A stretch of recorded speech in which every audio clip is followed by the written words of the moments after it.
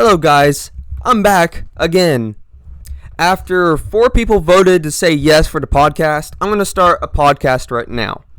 This time, after I made the rules, I'm going to talk about my personal life and things like that. Where do I even start?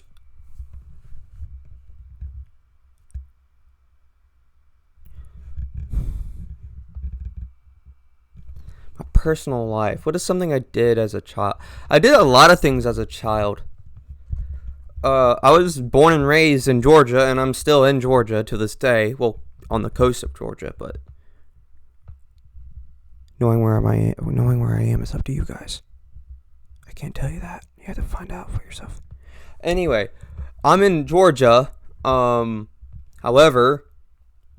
I've always been in Georgia. So the only time that I've been out of Georgia was when I went to Florida, Tennessee, and South Carolina. Those were just vacations. Florida, I don't know how many times, but I went there for Disney World about 3 times. I've been to Universal Studios once. They just now opened the Epic Universal whatever it is. I haven't been there. I've been to Tampa Bay for Busch Gardens. It was mid. I've been to North Georgia for Athens, Blue Ridge. I got to see mountains. I went to Helen. I went to Brass Town Bald. I think that's how you say it. I've been to Stone Mountain, and if you want to know what Stone Mountain is, it's just a big rock, okay? It's just a big rock. That's all it is. It's just a big rock. There's nothing else special to it other than having faces on it. But it's not Mount Rushmore. It's just a giant rock. That's all. I have also been to the Georgia Aquarium, but that was back in 2018. I do know it was 2018 because I have 2018 time-stamped footage on my 3DS, which is kind of sad to me. I've been to Six Flags Over Georgia. The one ride there that all the rides felt the same for some reason. Then I went to Dollywood at Pigeon Forge, Tennessee. The only ride that was good there was probably Thunderhead and the Tennessee Tornado. For South Carolina, I've only been to South Carolina for Charleston and Myrtle Beach. Myrtle Beach is a beach. That's about it. I've never been to any other state than those 3. Technically, it's 4 because I'm in Georgia. However, when I was raised in Georgia, I was raised on the coast of Georgia. It sucks here. Help me. Because there's not a lot going on here. There's not much here. I live maybe 20 minutes away from Brunswick, which is the Golden Isles, which is in Glenn County. I'm in the county above that, McIntosh, and it sucks here. Because you have no, you have no place to entertain yourself. There's no entertainment at all in this county, other than Glenn. All we have is rednecks and football, and that's about it. I don't like it. The food here is mid. But however, I don't want to start with. I'm not talking about. This is a live story, not a world, map. I am. This is not mapping class. This is not map class. I'm not doing that. So we're gonna change the subject to my life. So I grew up on the coast of Georgia. A lot has happened though. When I was a kid, me and my brother were very, very close. Like me and my brother were just very close. I can't really say my brother's name, but if you do know my brother, then you do know his name. I'm just gonna leave it at that. Me and my brother were very, very close at a very young age. We did everything together as kids. It's only when he we only had problems once he became a teenager, because then he started slinging me around the house. He threw me across the room once. He had really bad anger management issues. He's also autistic like me, but he's not severe. I promise you, my IQ is about 105, but his is like 107 something. Because it was tested by a doctor. I remember me and him, when we were kids, the most fondest memory I ever remember having was mostly just playing Beyblades. We didn't really have phones. We didn't really use any phones. We just played with Beyblades. We went to parks together. He did baseball though, but I was never interested in baseball. I was mostly interested in wrestling, and he did wrestling like me. However, we both suck at sports because none of us are athletic. We're fit, but just not athletic. We played Yu-Gi-Oh, Pokemon.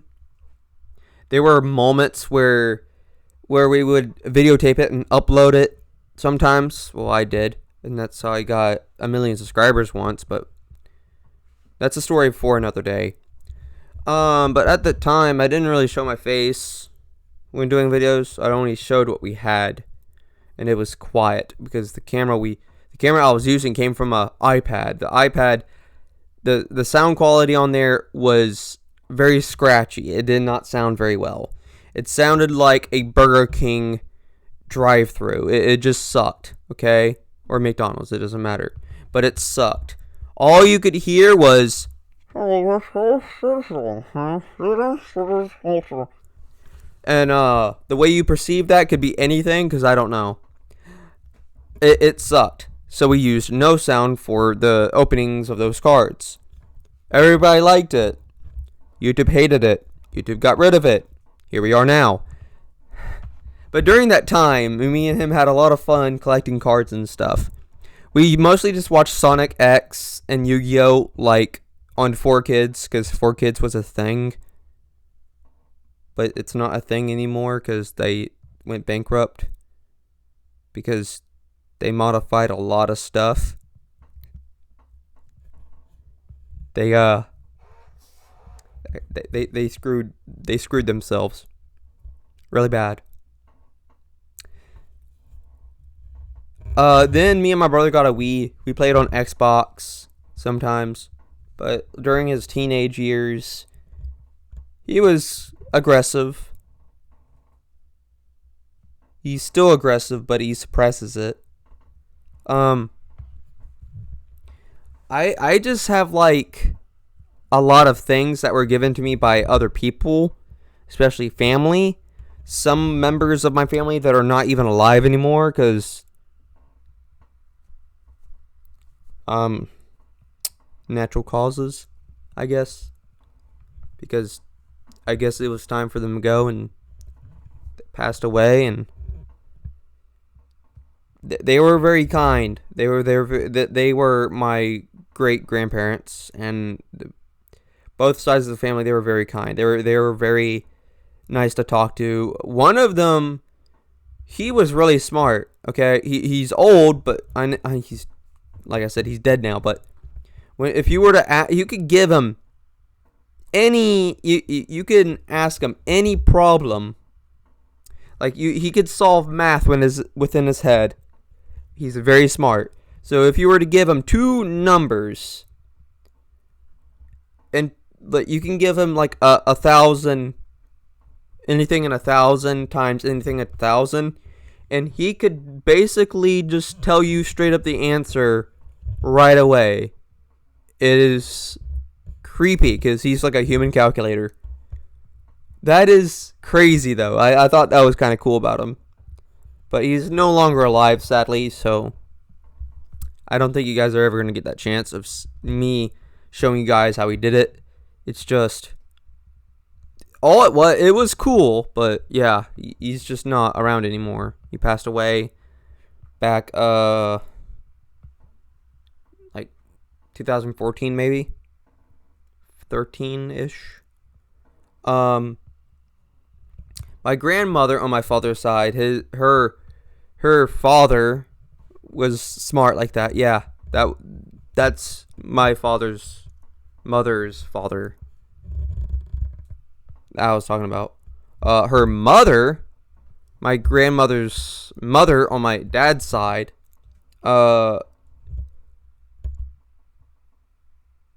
she complained a lot. Okay, she was very picky when it came to things. And here's the crazy part. Her cousins were related to royalty from Lithuania.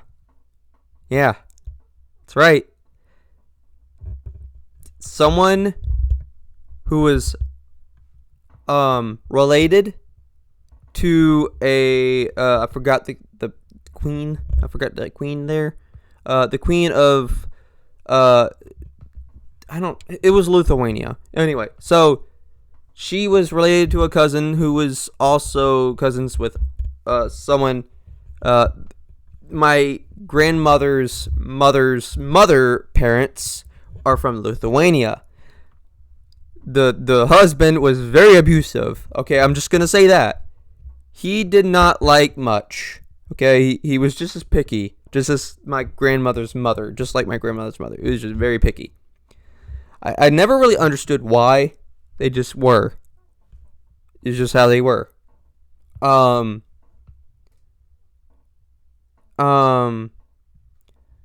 There was one family member in that side of the family. He fought in a war. I think it was World War II? World War One. His first name was Julius. I don't know. Yeah, his name was Julius, but he died during a war. I don't remember his full name, but he had Julius in his name. Then, so that's like my grandmother's side, but when it comes to my father's side, that's all you have, though. My father was adopted. My mother was also adopted. The crazy part is that my father, okay, there were little records at the time that my father, it was the 70s, so there was little records of knowing where his biological parents came from. He was just adopted. However, it is believed that his biological parents were probably Polish. Because in the letter, my grandmother received a letter from Poland regarding my father when he was a kid at the time. So he's most likely Polish. Well, his ancestors were Polish, making me part Polish, still an American, but part Polish. My sister part Polish, my brother part Polish. It's just a long story, man. I don't know how, but like I said, there's just very little records at the time. That's fair. My father, my grandfather, first of all, he lived for a long time. He worked for Georgia Power. He worked for the cable company. He worked a lot. He worked for, I remember someone, my father told me that his father, the one I'm talking about, he worked a lot. So he worked, like at some jobs, he worked about over 12 hours. He worked 12 hours. So imagine working 12 hours a day. That's a lot of hours. Sometimes he went a whole day of work before getting rest. Like sometimes he only got like 2 hours or an hour of sleep before going back to work. But his hearing is really bad because he worked on planes back in the 50s. His father during World War II, his father got the U.S. sent out drafts. It's funny. So he told me this. His father, the first draft came out. It said he wanted to recruit him. However, he was his wife was pregnant with a child, so he couldn't go. So then my grandfather, another draft came, the second one, and he couldn't go either because his second child, which is my grandfather, was being born. He was pregnant again, And then the third draft, his wife was pregnant again. So he never really went to war. He just stayed home and working on with the children, which is now my grandfather. So my grandfather, every single family member he had, all died except him. So my grandfather, on my dad's side, is the only family member on his side of the family. He's the only one alive. His mother's gone, his father's gone, his brother and sister are both gone. All he has is his cousins, first cousins and second cousins, which are all old.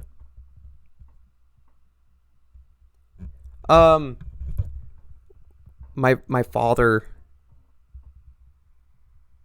he's a very smart person. My father is a smart person. I don't know where he got that from, but he's a smart person. He had a friend, and they became like brothers. From my mother's side, though, my mother had. She's been living.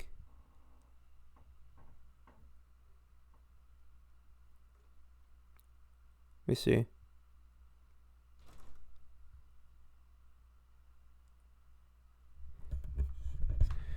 Trying to remember. So she's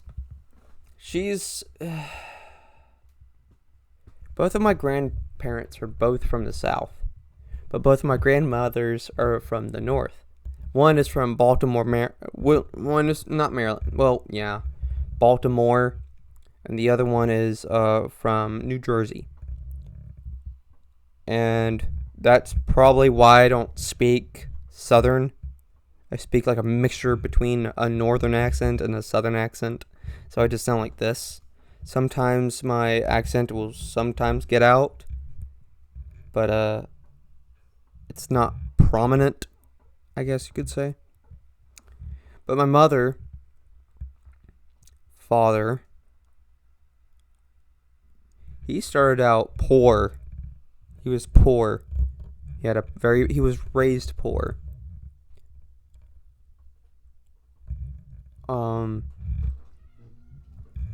I remember, like, he was poor, so he signed himself up into the military, okay? He went into the Navy. He signed himself up. He had no parents. He signed himself up. He did it himself. And he was, like, maybe only 14, 15-ish? Because he kind of lied about his age, maybe. He got in pretty fast. And then he learned to cook there, so he could teach you how to cook now. He used to do boxing, but he doesn't anymore because he's old. He can barely walk now. He's okay. He's just been working on a farm for his whole life, which honestly is interesting. He has, I can't say it. I can only say that he has pew-pews. Okay, I'm just going to say that he has pew-pews. A lot of them inside his house that are locked up. And only he knows how to get them. But that's besides the point. Now, he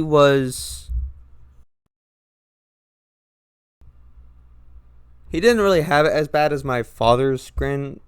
But my mother's parents, they weren't as bad. They're in a little better condition, but they're both still really, really old. Because my dad's parents were both born in 1945, while my grandfather on my mother's side was born in 1947. Still pretty old. I remember, working on the farm with him and all. I was never good at any of that. When it came to, my grandmother on my mother's side, she's very nice. She cooks a lot. She does a lot around the house.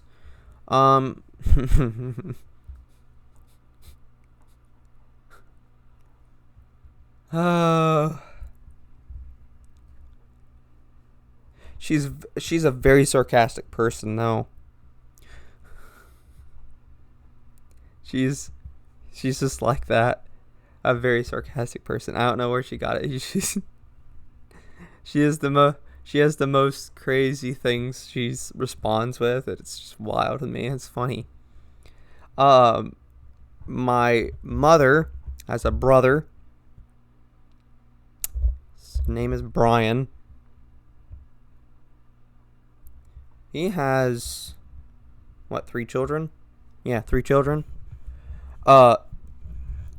One of his children she did scuba diving, and she went to college. She got a degree in engineering. The husband of her, when they got married, he was also got a degree in engineering. Then my other cousin, he's on the same side of the family. He's an electrician. He went to Jacksonville because he wants to learn more about being an electrician. I don't know for how long though, but he's now in Jacksonville doing whatever. Then you have my other cousin, which is still here, but she's very tall. Okay, but she has a speech problem. She with the way she speaks, she repeats herself because the timing in the back of she's hearing faster than her brain can process. So she repeats things. So she has this ear thing inside her that slows it down so her brain can process it so she could speak more smoothly. However, let's not get on that topic, but on my father's side, his friend that he calls now a brother, he has children. His son, which is my cousin technically now because adopted cousin, he does pro wrestling and he's now a trainer. The other one is just very, very smart and now is in college. Interesting, isn't it? Every part of the family is just interesting to me. Now it comes to me. For me, I don't do much. I'm just a furry that makes content, gaming content. I was a nerd. When growing up, for being a furry, I never looked at the community wrong. I looked at it as, that's interesting. Until I got into, I kind of like this. into, I'm going to become one. And I did. And here I am now. Not much has changed. Other than me being a lot more happier because of it. I can't tell you why, it just is. Something about it just makes me smile. Just seeing someone enjoying a hobby, seeing someone that's so expressive with what they make, it helps me smile. I don't know why. It's also kind of cute. I'm not gonna lie, it's cute.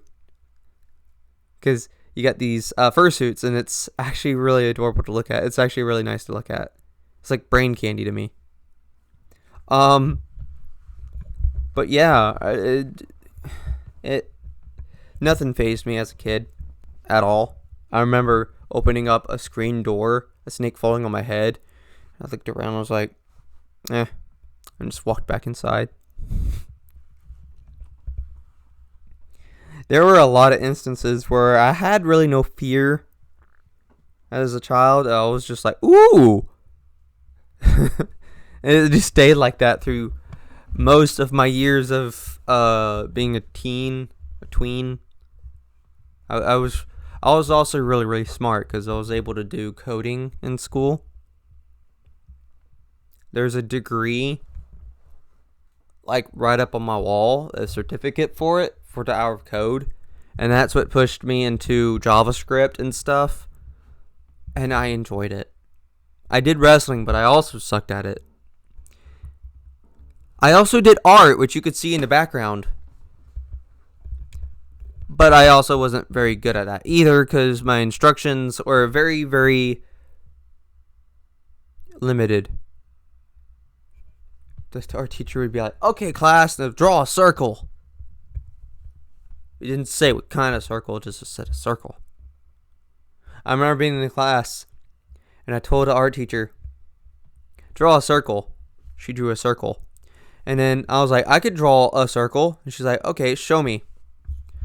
I went into my bag, grabbed out, it's what you use for making circles, placed it on paper, turned it all the way around. She looked at me and was like, that's cheating. Yeah, but I made a circle. I didn't specify how to make it. I just did. I'm not wrong. I made the circle with it. Me and my brother used to play with like wax paper. I think I have some in my room. Hang on. Well, actually, hang on. I might have it somewhere here, if I remember correctly. We played with it a lot. It was like...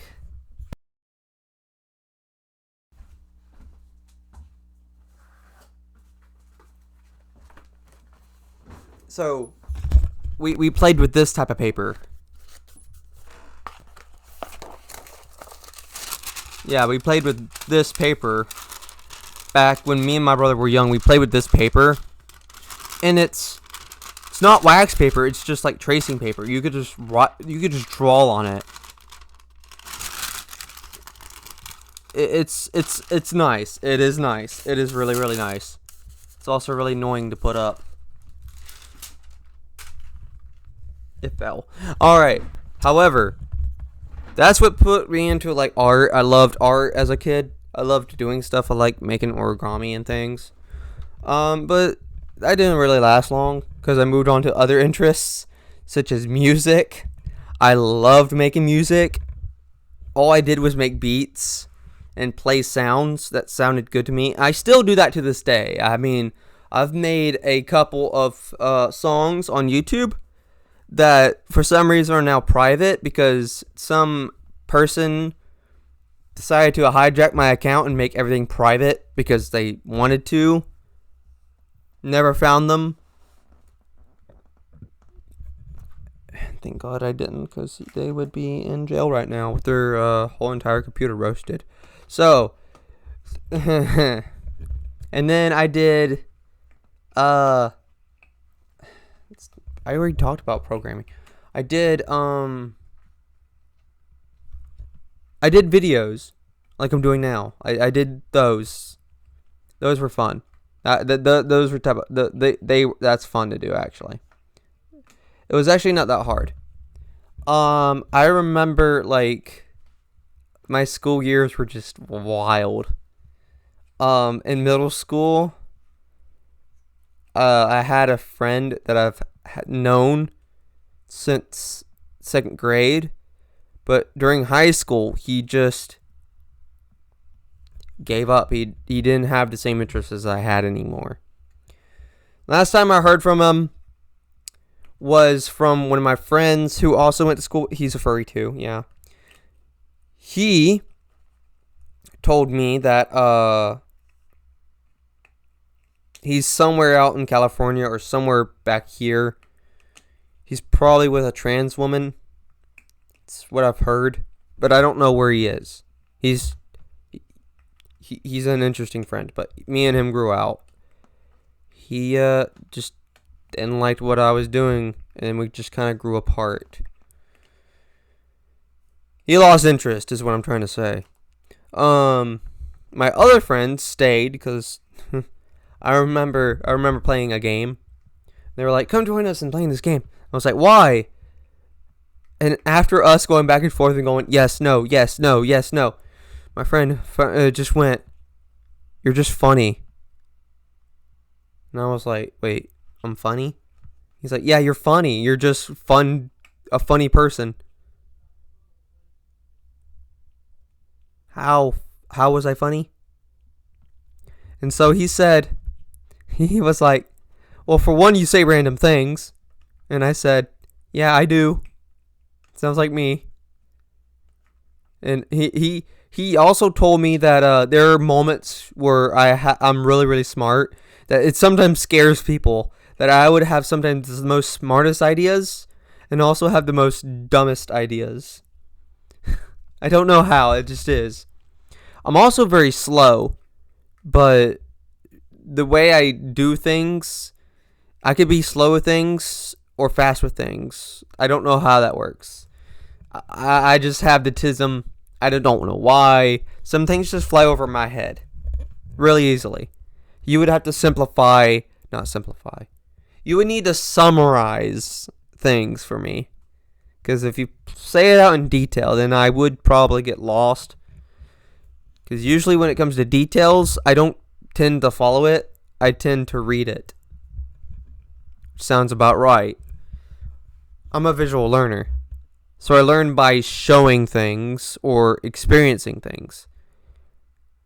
That's really hard to teach, though, because it's kind of hard to replicate something that only you can see. That always gave me a problem as a kid, because not everyone would believe me.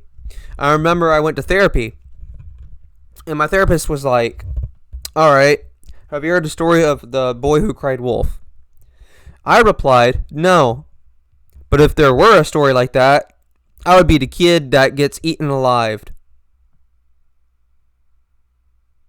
And she said no, and I said, "Yeah, I would be the kid who gets eaten alive in that story, because nobody cared."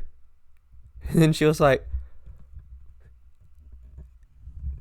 she was speechless. She didn't really know how to respond to that.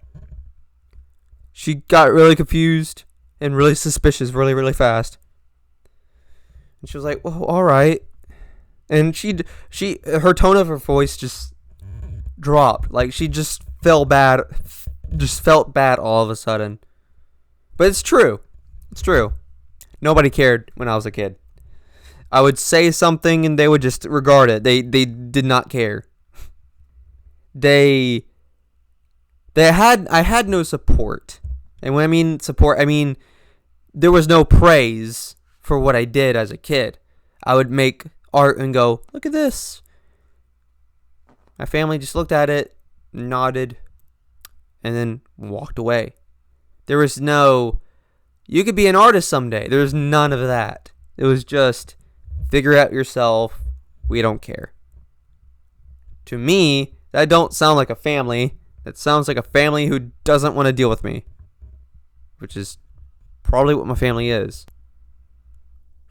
However, but I'm not saying that my family doesn't care about me. I'm just saying that they don't really know how to care about me. There are moments where they're lost. They're just like, they don't know how to respond. And it's crazy to me that they're able to help my brother and my sister do things, but not me. But they call me defiant, but I'm not defiant. They say everything I don't want to do. They call me being defiant because they place me with ODD simply because I don't want to do what they want me to do. I'm not defiant. I just don't want to do it.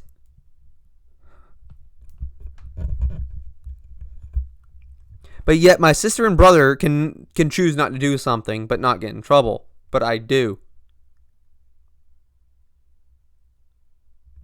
That doesn't make sense to me. Every person can have their own right of saying what they don't want or don't want to do. Why do I have to be diagnosed with ODD for that? I don't know. I don't know why. They just do. The problem is with my psychiatrist though. I have a big problem with him. You see, my psychiatrist, he's old. And so out of all the things he does, out of all the problems I have, he fixes them by adding more medication.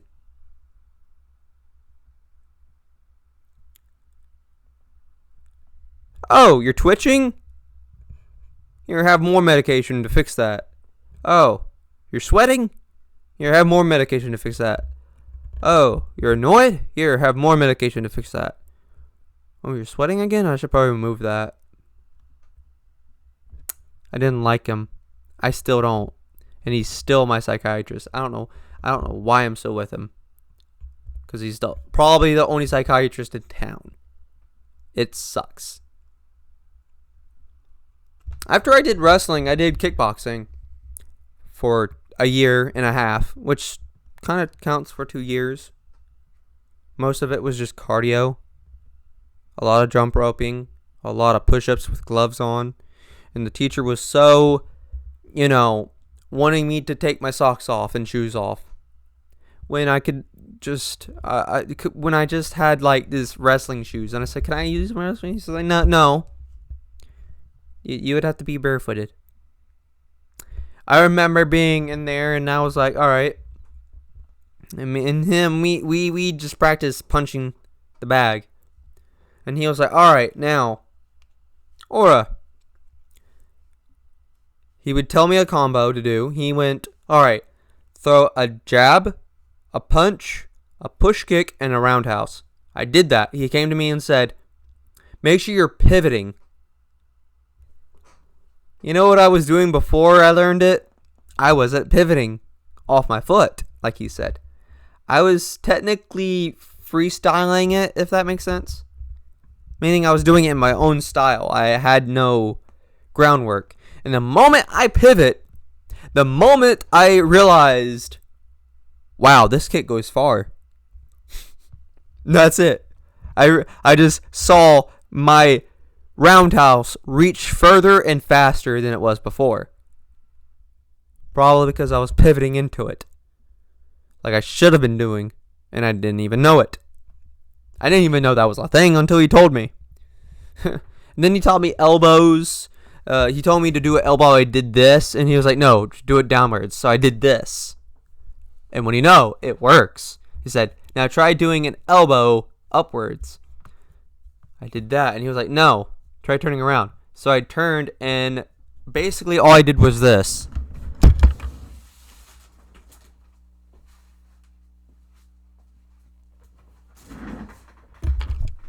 However, before aiming upwards, it was still flat. So he told me arc it upwards when you're doing it, because that does make sense because you're aiming for the chin and stuff. And then after that, I learned how to do leg kicks and stuff. Ouch. It hurt. On a bag that's really heavy at the bottom. It's like concrete at the bottom because they weren't really, the bags, they were in bad condition. They were not very good. They were so bad that I had to get several, I had to like wrap my arm just to reduce the pain I experienced from kicking that bag. leg kicks hurt. They're not fun. However, he's not a trainer. He's a person who gets people fit. So when I came into when I got into a ring with another person, he was like, "Now, what I'm teaching you is how you fight correctly." And I was like, "Oh, okay. How do you fight correctly?" "Okay. So," he was like, "Okay, so what I want you to do is hit my leg." And he was, okay, I did that. He was like, "Okay, that's good. That's really good. Now, throw your other leg." Yeah. "Oh, that's a little weak, but I can accept that. Let me try." Ah! I was screaming in pain. I was yelling at the top of my lungs. And everybody in the room was like... And then just carried on practicing. I was like, "I tapped you." "I know. And it hurt. A lot." He was like, "You're going to have a really tough time sparring." I'm like, "Yeah, I know. Your legs feel like they're made out of concrete." I don't know where you got concrete legs, but that is impressive. He was like, you could lift up your leg to block it." And I was like, "Oh, you can?" "Yeah, lift it up, and I'll kick." "Okay."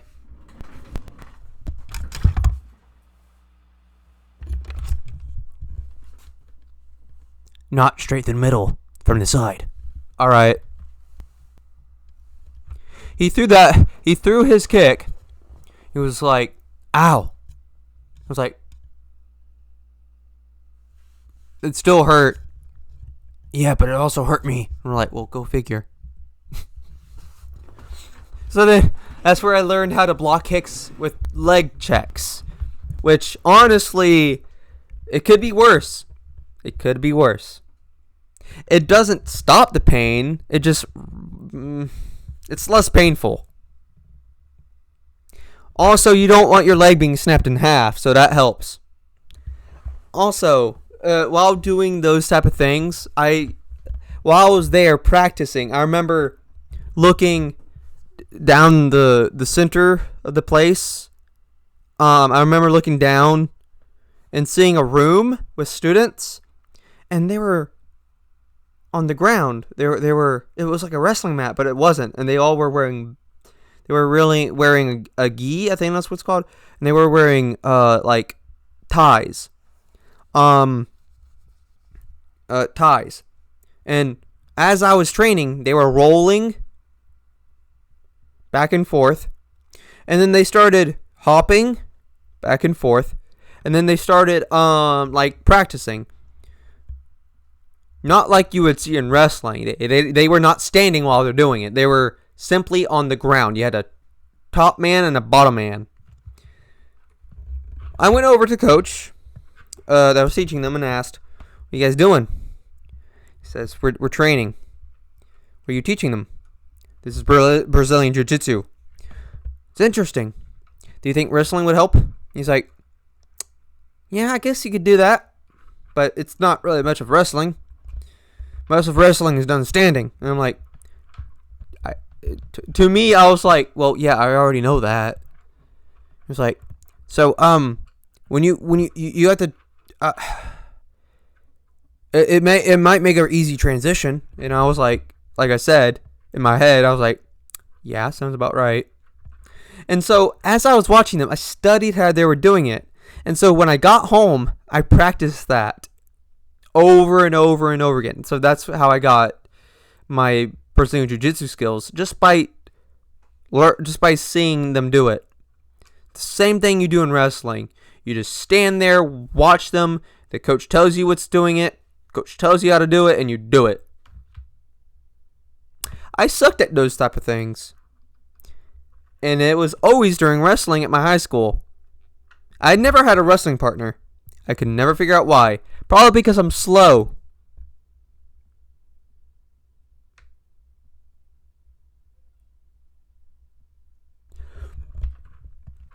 Now I'm not saying that I am useless. I'm saying that my style was so me to the point they didn't really know what to do with me when I did martial arts. I remember the coach left the room. I remember going into the wrestling room, and they were practicing. They were wrestling, and they were like, "Can I wrestle you?" And they're like, "Yeah, you can wrestle me." So he comes over, and then I got lower. He got even lower. I got lower, and he got even more lower, and then we started. He wrapped behind me, grabbed my leg, pulled me over, pinned me, but it didn't run into a pin. I run straight to my belly.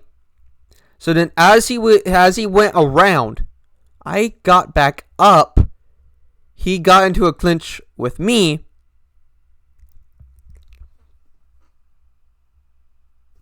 I grabbed. It was illegal. I grabbed his back legs. Well, not his leg. I grabbed his waist. I locked up his waist. I arced my body backwards. He went off the ground. And I went off the ground back down onto the ground. So I took him out of the air and then put him back onto the ground. Back first. Everyone in the room, the whole entire room became silent. Nobody said anything. The kid that was on the ground, I got back up and I was like, and he was like, he was in pain. The coach walked in and was like, "Why is he on the ground?" One student was like, "Aura slammed him." Coach was like, "Is that true?" "Yes, sir." "That's very good."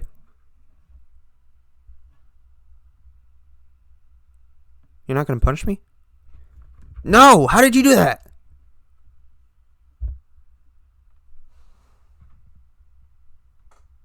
"I don't know, I just saw it on I just saw it on UFC once and tried it." I was like, "Well, that was actually pretty good. You might be really good at this." Without knowing how I did it. He was like, It looks like you'd be pretty good." Every student in there was like, they came to me and said, "Aura, you're kind of violent." And I was like, "Yeah." And it seems the coach liked it.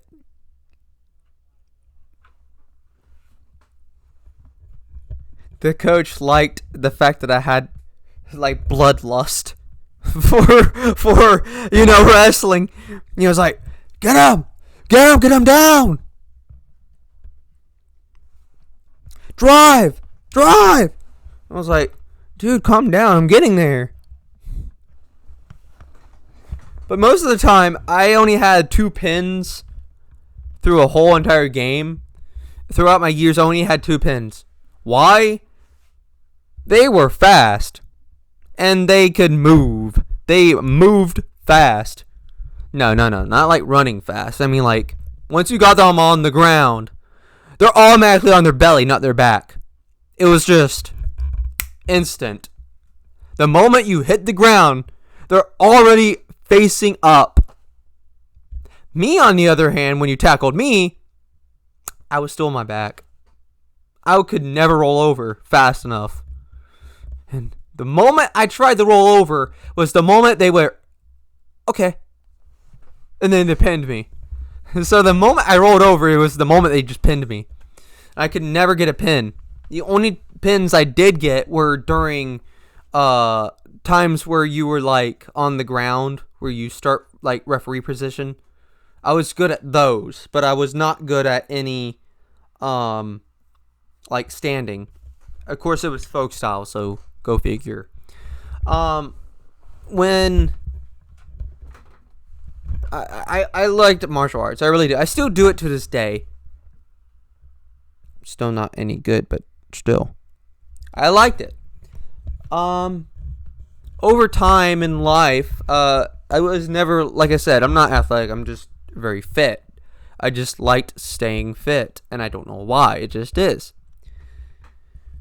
When it came to my personal life, honestly, I have no problems with anything other than comparing myself to others, which is bad, because sometimes I would see a friend do so well on something that I just get, damn, I wish I had that.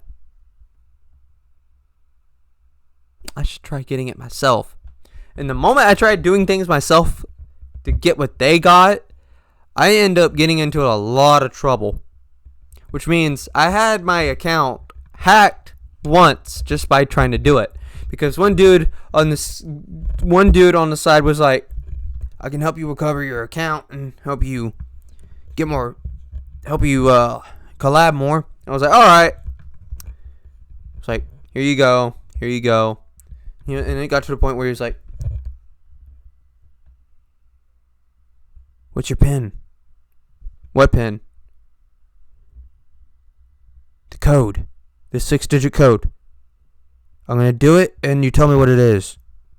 So I did that like an idiot and told him the code, got in, went to bed, woke up, went back to my account, and all of a sudden, I'm locked out of my account for some reason. Who knew? Then I tackled him by pestering him, made him even more angry, got TikTok on him, made them angry, got him locked out, got him banned, probably sent to jail, and I got my account back. All because I wanted more followers and better videos. Which, my father is right. If it's too good to be true, it probably is. And that's a lesson I would take to me by heart no matter what you do.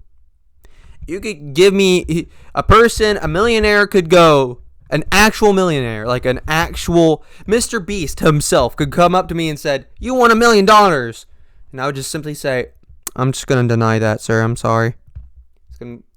Everybody's going to be so confused. Sure, but how do I know I'm not going to get scammed? That's how paranoid I just got over the years. I just got more paranoid and paranoid to the point where I can't accept money anymore because I think I'm getting scammed for it. Man, there's no way I'm going to get that $5 million from Mr. Beast. So that's crazy. That's not going to happen. Especially like 1,000. No, that won't work. That is impossible. Even though everyone has gotten their money from like that, there is no way to get money. Getting money isn't easy. In fact, working in a business is not fun because my grandfather worked in a business. The other one worked 12 hours at a factory. So what does that tell you? However, both of them said the same thing. They both said, I wish you could get money fast. They said, Aura, if there's a situation and you make a mistake, you have to work your way out of it. There is no easy way to get out other than working for it. And I asked them, so what if I get money for free? Then my grandmother replied and told me something I'll never forget. She told me that if you keep getting things given to you, they will hold no value.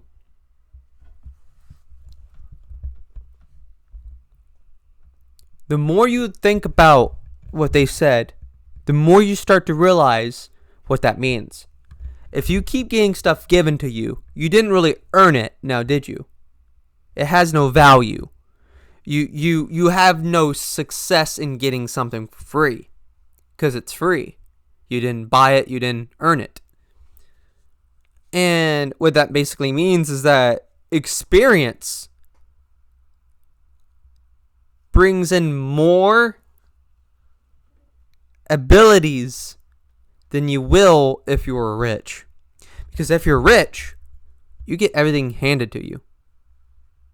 Which means if you're rich and you lose all your money and get a job, you're going to have one hell of a time trying to get through it.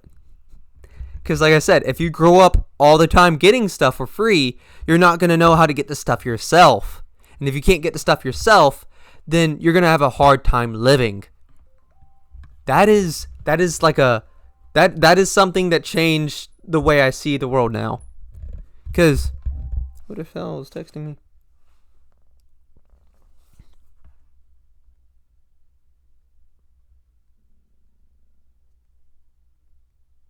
Oh, it's my fiance. Anyway, so this means that whatever you're doing right now, okay, stop going for things being given to you. Try to earn things yourself.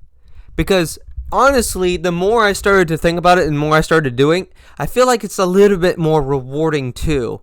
Not only did you earn it and get it yourself and figure out how to get it yourself without not knowing how to get it, but once you figured out how to get it, it's rewarding. Like, you look at it and you go, huh, I did that? That's kind of cool.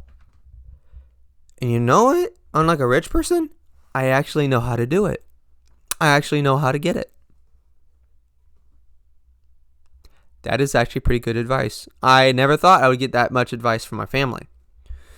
So that's why I always try to get things myself, even though I don't really have to. I have to be a little bit more independent. Sometimes a person has to be more independent than they are spoiled.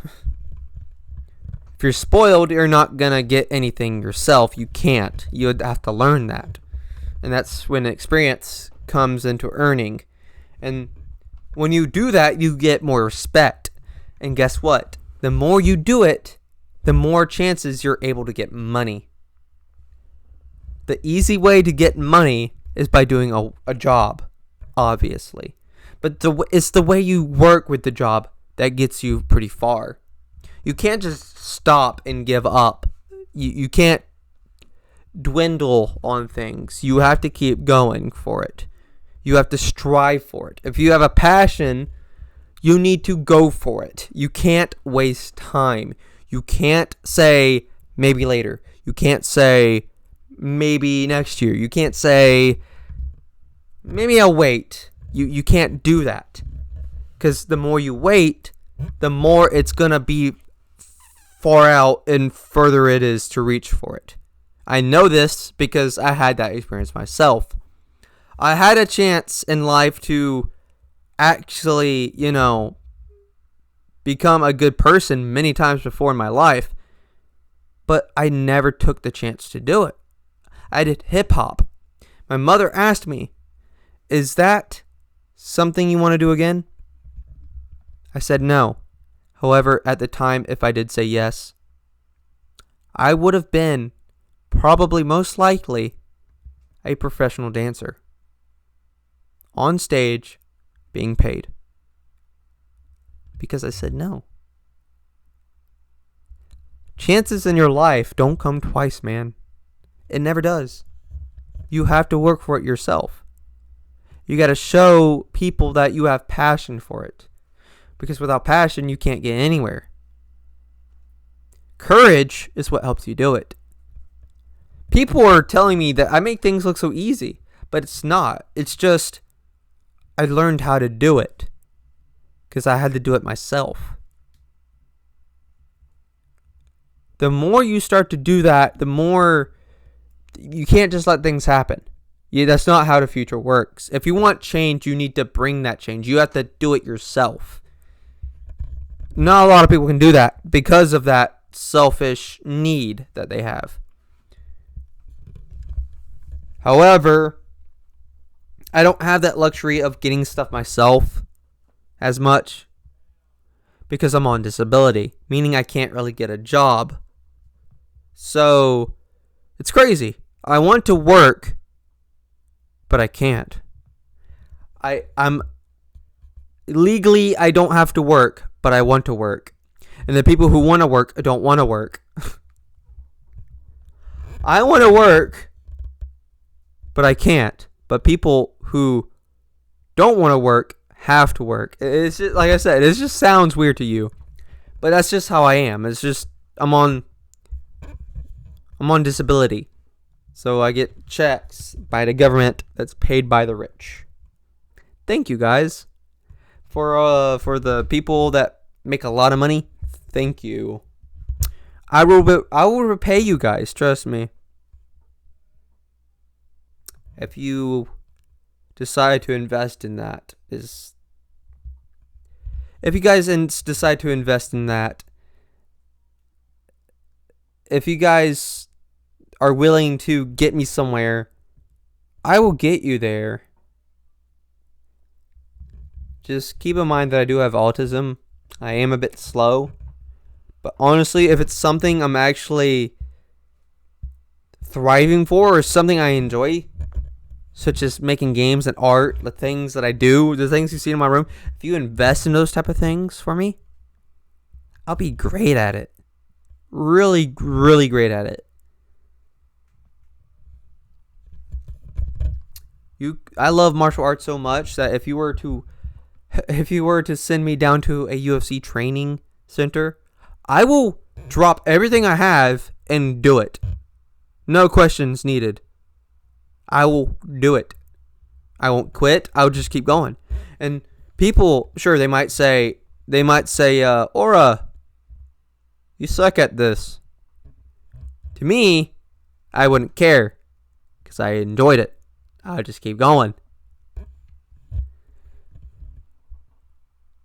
When it comes to martial arts, you can start at any age.